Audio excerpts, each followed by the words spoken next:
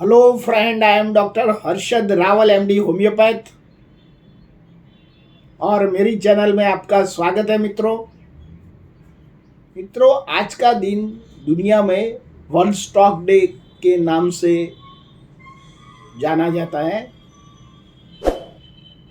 तो ये स्टॉक्स क्या है, इसका कैसे स्टॉक्स आ जाता है, इससे क्या साइन एंड सिम्टम्स बनता है।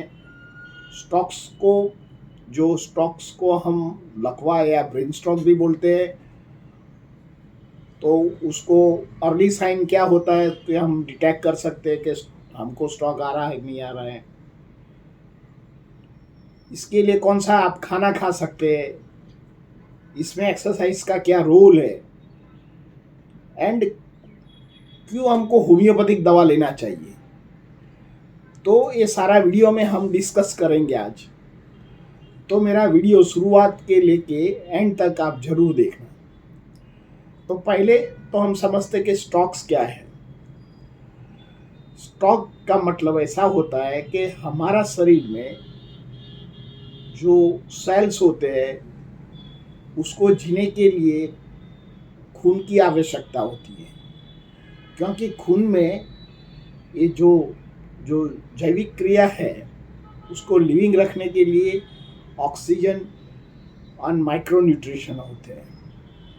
जब हमारी ब्रेन की कोई सेल, ब्रेन की कोई नस, कोई जो खून पहुंचाती नली में कोई रुकावट आ जाती है और रुकावट आने से कारण हमारे वो अंगों में शिथिलता आ जाती है, हमारे कोई अंग बंद हो जाते हैं, जिसको ब्रेन स्ट्रोक बोला जाता है या उसको पक्षघात या लकवा भी बोला जाता है।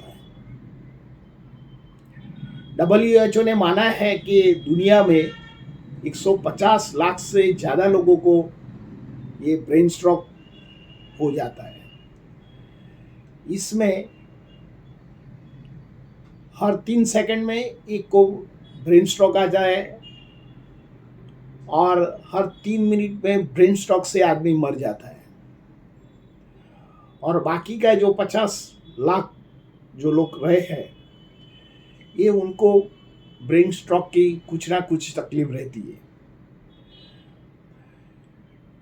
ब्रेन स्ट्रोक का डेथ होने का कारण पहले दर्दी को हार्ट अटैक आ जाता है, बाद में ब्रेन स्ट्रोक आ जाता है। तो इसका मृत्यु दर बढ़ जाता है। ऐसे तो जो हमारा ब्रेन स्ट्रोक आता है, इसमें 2 प्रकार के ब्रेन स्ट्रोक होते हैं।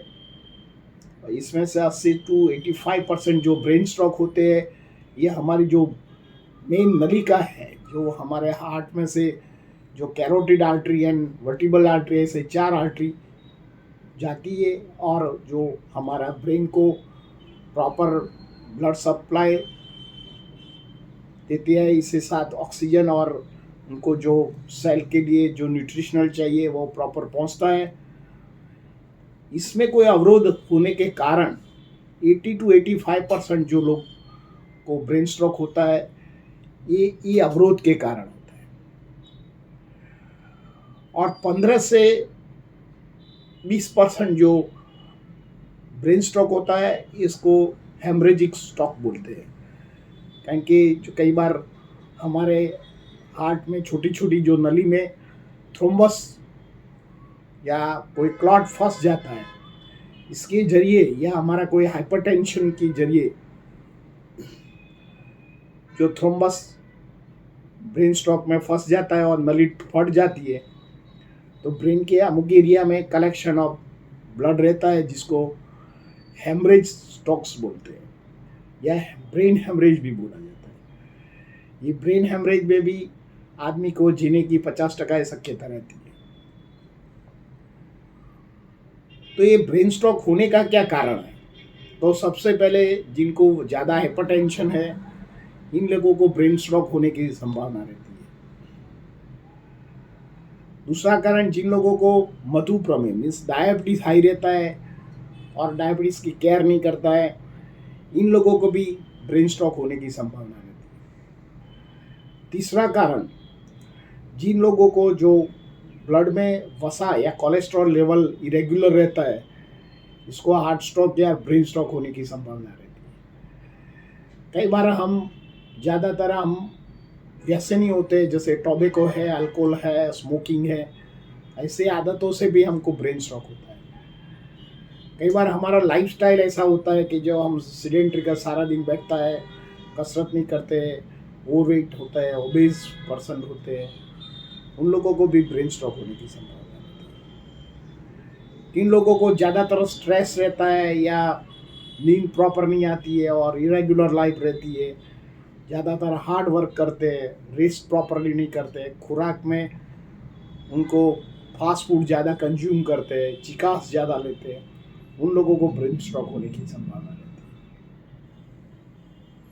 कई बार वारसागत चेन में भी ब्रेन स्ट्रोक माना गया है। कई बार अर्ली जो ब्रेन स्ट्रोक आता है कि उनके कोई जीनेटिक्स डिफॉर्मिटी के कारण भी ये शक्य बना है, तो उसका भी एक कारण है कि जो ब्रेन स्ट्रोक है ये जीनेटिक कारण भी माना गया है। तो मित्रों, एक ब्रेन स्ट्रोक आने का अर्ली साइन है, जो हम ये साइन को पहले से हम अवेयर हो जाते हैं तो हमको ब्रेन स्ट्रोक की अर्ली साइन को जानकारी मिल जाती है और इससे हम बच सकते हैं। तो आपको 5 शब्दों याद रखना है। B fast. बी फास्ट का मतलब क्या होता है? B for balance. जब आप चलते हैं तो आपका बैलेंस प्रॉपर नहीं रहता है, आप सीधी रेखा में नहीं चल सकते। कोई दारू पी देला व्यक्ति के जैसे आप एड़ा टेढ़ा चलते हैं, तो is a first sign. B fast में बी जो आता है BEFAST, तो बी का मतलब होता है बैलेंस, संतुलन। आपका संतुलन रहता नहीं है। E फॉर आइज, तो सेकंड तुम्हारा आँख में जखापन हो जाता है या आँख में धुंधलापन हो जाता है, विजन में डिस्टर्बेंस आता है, तो it is a early sign for brain stroke. B fast. अब ये फास्ट के बारे में, FAST के बारे में बात करें। बी में हमने B for balance, E for eye का सिम्टम बताया। फास्ट में इसका जो फेस, F फॉर फेस, तो हमारा फेस में एक तनाव आ जाता है, तो फेस एक बाजू घूम जाता है या चढ़ जाता है, सिकुड़ जाता है और राइट या लेफ्ट हो जाता है, तो ये फेस में भी ये व्रिंकल आ जाता है और पैरालिसिस अटैक आता है।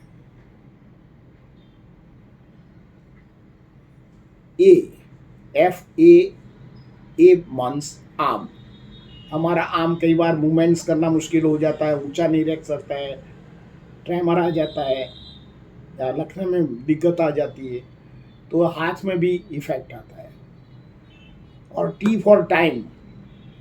जब ये हमने सिम्टम देखा बी फास्ट का, ये सब सिम्टम आते हैं और तो आप टाइम टू टाइम हॉस्पिटल में नहीं पहुंच जाते, तो आपको ये जो स्ट्रोक्स होता है इसका और कॉम्प्लिकेशन हो सकता है, बाद में हार्ट स्ट्रोक भी आ सकता है, बाद में और भी कॉम्प्लिकेशन हो सकता है।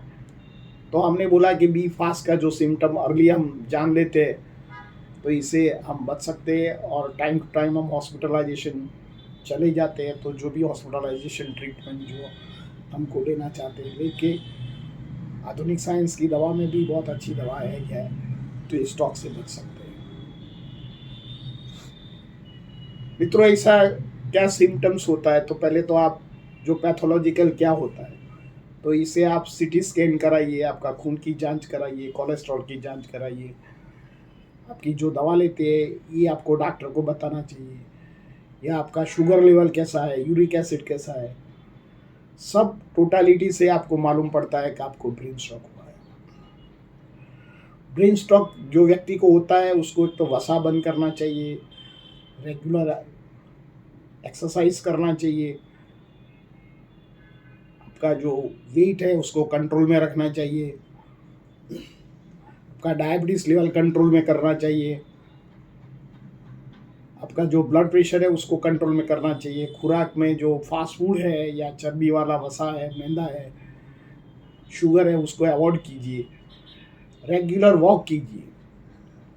रेगुलर वॉक फास्ट नहीं कर सकते तो दिन में जो यंग हो तो 10,000 स्टेप चलिए, तो ये इज़ अ बेटर थिंग्स। या आप 15 से 20 किलोमीटर साइकिलिंग कर सकते हैं, यंग हो तो 25 से 30 किलोमीटर साइकिलिंग कर सकते हैं, योगा कर सकते हैं, प्राणायाम कर सकते हैं। प्राण शक्ति से हमारा जो ब्रेन में ऑक्सीजन लेवल कम होता है तो ये ऑक्सीजन लेवल का भी निर्माण होता है। मेडिटेशन कीजिए, क्योंकि मेडिटेशन से हमारा ब्रेन में जो तनाव आता है उसको भी रिस्टोर कर सकता है।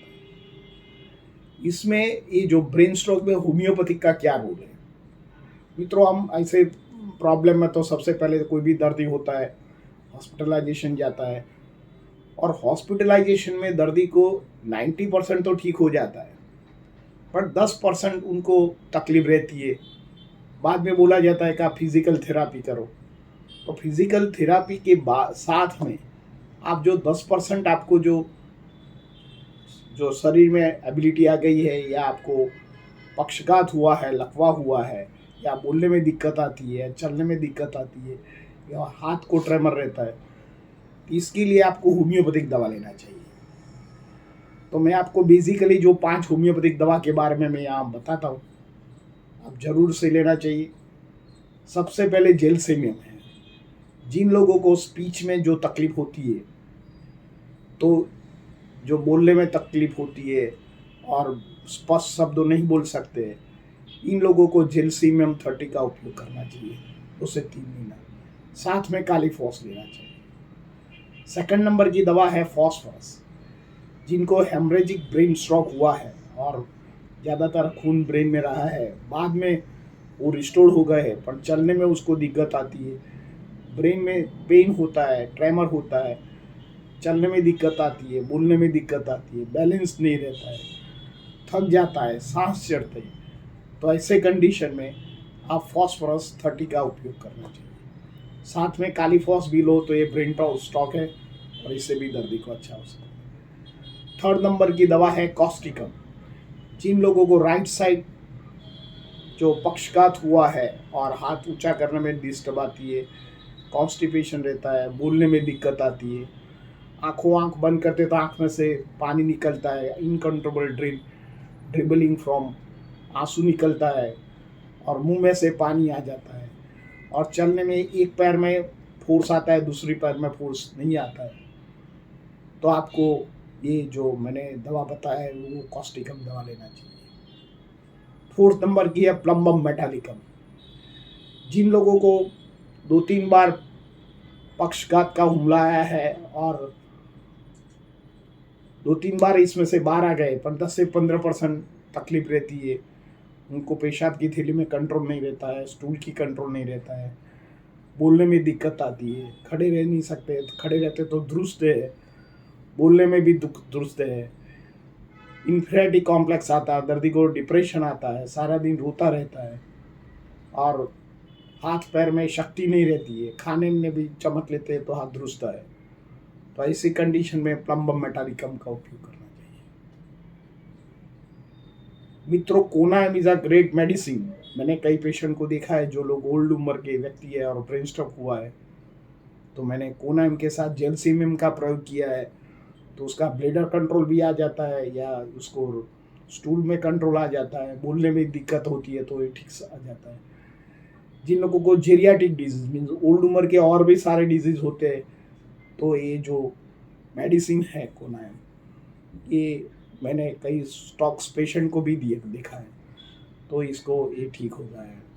जिन लोगों को जो क्लॉट्स के मैकेनिज्म से ब्रेन स्ट्रोक हुआ है, इसमें आर्निका का रोल अच्छा है। एकोनाइट दवा या बेलाडोना दवा या कैलकेरिया का दवा लेने से उसको ब्रेन में जो छोटे छोटे या बड़े बड़े जो क्लॉट्स आया हुआ है, जैसे आधुनिक साइंस में एंटी हिपेरिन दवा देते हैं, ऐसे होम्योपैथिक में इट्स एंटी हिपेरिन दवा है, तो तुम्हारा जो क्लॉट्स होता है उसको डिसॉल्व करता है और खून का प्रवाह फिर से चालू हो जाता है, तो दर्दी रिस्टोर कर सकता है। ऐसे होम्योपैथिक में अमोघ बहुत सारी दवाइयाँ हैं। ये मैंने नॉर्मल दवा बताया है, पर जब पेशेंट हमारे पास आता है हम उसकी हिस्ट्री लेते हैं, ये अलग अलग प्रकार के पेशेंट होते हैं, इंडिविजुअलाइजेशन अलग होता है, दवा अलग होती है, उसकी सिलेक्शन ऑफ मेडिसिन अलग होती है। जो ऐसे तरह हम दवा देते हैं, या कोई भी होम्योपैथ के पास जाइए और उनके पास आप दवा लोते तो आप 100% इसमें से बाहर आ सकते हैं और ब्रेन स्ट्रोक के जो साइलेंट किलर जो डिजीज़ है, इसमें से बात हम बाहर आ सकते हैं और हमारा हेल्थ अच्छा कर सकते हैं। मित्रों, मेरा ये वीडियो आपको कैसा लगा? अच्छा लगा लाइक कर दीजिए, शेयर कर दीजिए। धन्यवाद। Thank you very much.